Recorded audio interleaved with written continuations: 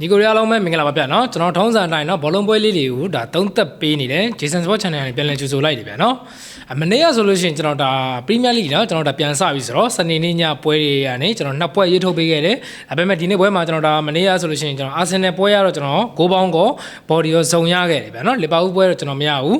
အဲ့တော့ဒီနေ့မှာလည်းကျွန်တော်တို့ဒါ Super Sunday ညရဲ့ဒါအကောင်းဆုံးပွဲနှစ်ပွဲနော်ဒါ Premier League ရဲ့အကောင်းဆုံးပွဲနှစ်ပွဲကိုကျွန်တော်ရေးထုတ်ပေးထားတယ်ဒါ Man U ပွဲရဲ့ကျွန်တော်ဒါ Man City ပွဲရဲ့သုံးသက်ပြီးမယ်ဗျာနော်ဒါ Man U နော်ဒီနေ့ကျွန်တော်ဒါဒီနေ့ညမြန်မာစံတော်ချိန်8:00ခွဲလောက်မှာရှင်ပြိုင်ကစားမယ်ဒါ Man U ပွဲဖြစ်တယ် Man U နဲ့ Fulham ရဲ့ပွဲစဉ်ဖြစ်တယ်ဗျာနော်ဒါ Michael Carrick ရဲ့ဒါလက်ရှိဘယ်လိုပြော Michael Carrick စကင်နေကျွန်တော်ဒါ Old Trafford မှာကျွန်တော်ဒါဒုတိယမြောက်ပွဲစဉ်ပေါ့နော်ဒါ Michael Carrick ရဲ့စမ်းသပ်ခန်းတစ်ခုလည်းဖြစ်တယ်ဒါ Michael Carrick ပထမဆုံးပွဲမှာကျွန်တော်ဒါ Man City နဲ့ပွဲမှာဆိုလို့ရှိရင်လုံးဝတကယ်ကောင်းမွန်တဲ့ပုံစံတွေနဲ့ Old Trafford မှာချပြခဲ့တယ်ဒါအတင်းကြီးချင်းချင်းတွေ့တဲ့အချိန်ပေါ့နော်ဒါအာဆင်နယ်ဆိုရင်လည်းဒါအဝေးကွင်းမှာသွားပြီးတော့အကောင်းဆုံးပုံစံချပြခဲ့တယ်ပဲနော်ဒီနေ့ဒီလုံးဝဒါMichael Carrickရဲ့စမ်းသပ်ခံနောက်ထပ်တစ်ဆင့်လို့ပြောလို့ရတယ်ကျွန်တော်ဒါဖူဟန်နဲ့ကျွန်တော်ဒါအိမ်ကွင်းမှာဆိုလို့ရှိရင်ဖူဟန်လိုအသင်းမျိုးကိုကျွန်တော်တို့ဘလို့ပုံစံနေနဲ့ပွဲထွက်လာဖို့များလဲလက်ရှိဒါဒေါ်ကူတို့ဘာလို့လဲနာဝိုင်းဆိုတော့เนาะတောင်ပံမှာဒါကွန်ညာကိုပွဲထုတ်ပြီးတော့ဒါအမ်ပူမိုအလဲမှာထားပြီးကွန်ညာနဲ့ပဲပွဲထွက်လာမလားကျွန်တော်ဒါလေးတစ်ချက်စောင့်ကြည့်ရမယ်ဗျာเนาะဒီမနေ့လက်ရှိကျွန်တော်ဒါMan Uရဲ့လက်ရှိအကြောပေးမှုဒီကျွန်တော်တို့ Man U ဒီကျွန်တော်တို့ဒီ 1D ဖြစ်တယ်ဗျာနော် 1D ဖြစ်တယ်ဒါ body ဈေးနှုန်းရဆို 1D ဖြစ်တယ်လက်ရှိကျွန်တော်တို့နှစ်သင်းလုံးရဲ့ head to head ရကြည့်မယ်ဆိုလို့ရှိရင်လည်း Fulham ဒီ Man U နဲ့တွေ့တဲ့ပွဲတိုင်းနီးပါဟိုနော်ပွဲမှန်သမျှကိုတော်တော်လေးကိုဒုက္ခလိုက်ပေးနိုင်စွမ်းအများဆုံးအသင်းဖြစ်တယ်ဗျာနော်လက်ရှိ Fulham ရဲ့ team form ကလည်းတော်တော်လေးကောင်းတယ်အခုဟိုကျွန်တော်တို့ Man U ကကျွန်တော်တို့ Carrick ကနော်ဒါအခုမှပြန်ကိုင်းလာဆိုတော့တိတ်ပြီးတော့ကျွန်တော်တို့ကအများကြီးပြောလို့လည်းမရဘူးဒါဒီနေ့ဘယ်လိုပုံစံနေနဲ့ပွဲထွက်လာမလဲဆိုတော့ကျွန်တော်တစ်ချက်စောင့်ကြည့်ရမယ်ဖူဟန်ကတော့လက်ရှိမှာဒါပုံစံကောင်းနေချပြနေတဲ့အသင်းတစ်သင်းလည်းဖြစ်တယ်ဗျနော်ဒါနီးပြဆိုလို့ရှိရင်လည်းတကယ်ပရီးမီးယားလိမှာဝိုင်းရင်အတွေ့အကြုံရှိရဲ့နီးပြတစ်ယောက်လည်းဖြစ်တယ်အဲ့တော့အဝေးကွင်းဆန်းဆောင်ယူကျွန်တော်ကြည့်မယ်ဆိုလို့ရှိရင်လည်းဖူဟန်ကနော်ဒါ1ဟောင်းနိုင်တယ်ပဲလေးကိုတည်ဆော့ထားတယ်ချဲဆီတို့လီဗာပူးတို့ကိုလည်းတည်လီဗာပူးကိုတည်ကံပြီးချဲဆီကိုဒါ2-1နဲ့အိမ်ကွင်းမှာဆော့ထားတယ်ဗျနော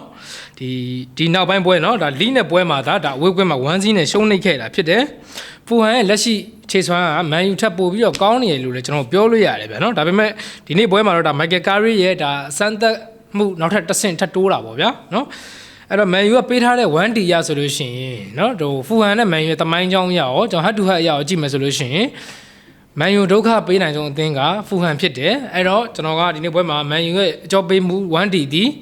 Man U ဒီနေ့ပွဲမှာနိုင်မယ်ဆိုရင်တော့မှကတ်နိုင်သွားဖို့များတယ်ဗျာနော်ကတ်နိုင်သွားဖို့များတယ်အနည်းဆုံး 1-0 1-1 2-1 တဘောလောက်နဲ့ပဲကတ်နိုင်သွားဖို့များတယ်အဲ့တော့ဟိုကျွန်တော်တို့ကဒါ Man U fan ဖြစ်တဲ့အတွက်ကြောင့်ကျွန်တော်တို့ကတော့ Man U body ကိုကျွန်တော်ပိုကြိုက်တယ်အသင်းဆွဲတာတော့မဟုတ်ဘူးဗျာနော် Man U ကတေချာပေါက်နိုင်တာတော့နိုင်မယ်ဒါပေမဲ့ဂိုးပြက်မပြက်ကျွန်တော်ဒီတစ်ချက်ပဲစောင့်ကြည့်ရမှာပြီးတော့ဒါ Michael Carrick ရဲ့လက်ရှိဒါအိမ်ကွင်း Old Trafford ရဲ့နှစ်ပွဲမြောက်ဆိုတော့တိတ်ပြီးတော့လေကျွန်တော်အများကြီးမျှော်လင့်ထားလို့မရဘူးအများကြီးမှန်းထားလို့လည်းမရဘူးဗျာနော်ဂိုးပေါင်းကတော့ကျွန်တော်တို့ဒါ3လုံး5ပြားစားဆိုတော့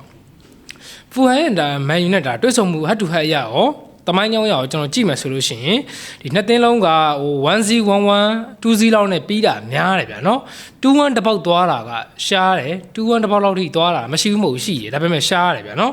အဲ့တော့3လုံး5ပြားစားဆိုတော့နော်ဂိုးပေါ်ကြိုက်တဲ့ညီကိုတွေကလည်းဒါကျွန်တော်တို့3လုံးလောက်2-1 တပေါက်လောက်သွားမယ်ဆိုလို့ရှိရင်တော့မှဂိုးပေါ်ကြိုက်တဲ့ညီကိုတွေကဒါကိုပေါ်ရွေးလို့ရတယ်ဒါပေမဲ့ကျွန်တော်တို့လက်ရှိဒါဖူဟန်ရဲ့ခန်းစစ်ပိုင်းရောမန်ယူရဲ့ခန်းစစ်ပိုင်းရောဆိုလို့ရှိရင်ကိုအများကြီးပေါ်လိမ့်မယ်လို့ကျွန်တော်မထင်ဘူးအဲ့တော့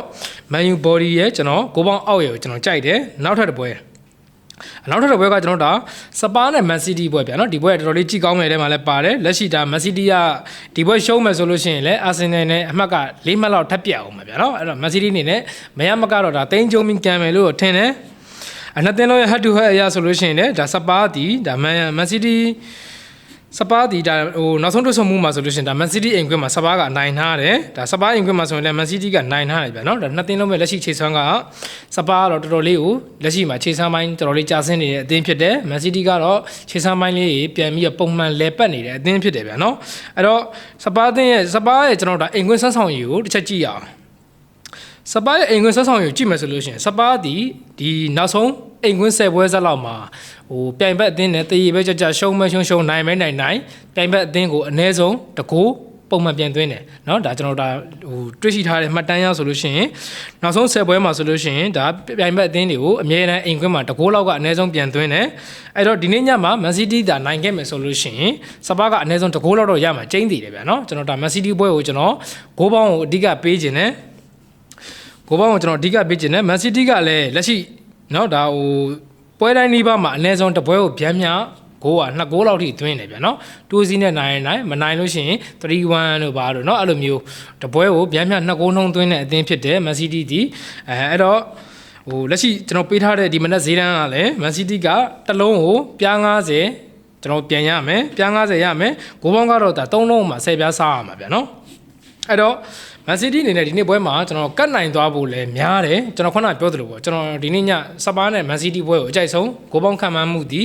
1-2 တပေါက်လို့ကျွန်တော်ကြိုက်တယ်1-2 တပေါက်လို့ခံမှန်းတယ်အဲ့တော့ကျွန်တော်တလုံး90ပျော်ရွှင်ခွင့်ရမယ် Man City ကိုပဲကျွန်တော်ရွေးတယ်ဗျာနော် Man City အနေနဲ့ဒီနေ့ပွဲမှာတော့တရေနဲ့အနိုင်လို့ပဲရှိမယ်လို့ထင်တယ်ပြီးတော့ဂိုးပေါင်းကကျွန်တော်3လုံး10ပြားစားဆိုတော့ခုနပြောခဲ့သလိုပဲစပါးကနောက်ဆုံးအိမ်ကွင်း10ပွဲဆက်လုံးမှာဂိုးမရခဲ့တဲ့ပွဲလုံးဝမရှိဘူးအနည်းဆုံး1ဂိုးရခဲ့တယ်ဒီနေ့ည Man City သာနိုင်ခဲ့မယ်ဆိုလို့ရှိရင်2-1 တပေါက်သွားမယ်ဆိုရင်ဂိုးပေါင်းပေါ်နိုင်ကြီး80ရာခိုင်နှုန်းလောက်ရှိရဗျာเนาะအဲ့တော့ Man City ဘက်ကိုကျွန်တော်အဓိကပေးချင်တာကဂိုးပေါင်းအပေါ်ပေးတယ် body ကြိုက်တဲ့ညီကိုတွေကတော့ဒါကြိုက်တဲ့ဘက်ကိုရွေးနိုင်တယ်ဗျကျွန်တော်ကတော့ Man City body ကိုကျွန်တော်ပိုကြိုက်တယ်ဗျာเนาะဒီနေ့ကျွန်တော်နှစ်ပွဲရွေးချယ်ပေးခဲ့တယ် Man U ပွဲမှာဆိုလို့ရှိရင် Man U 1D ကိုကျွန်တော် Man U body ရဲ့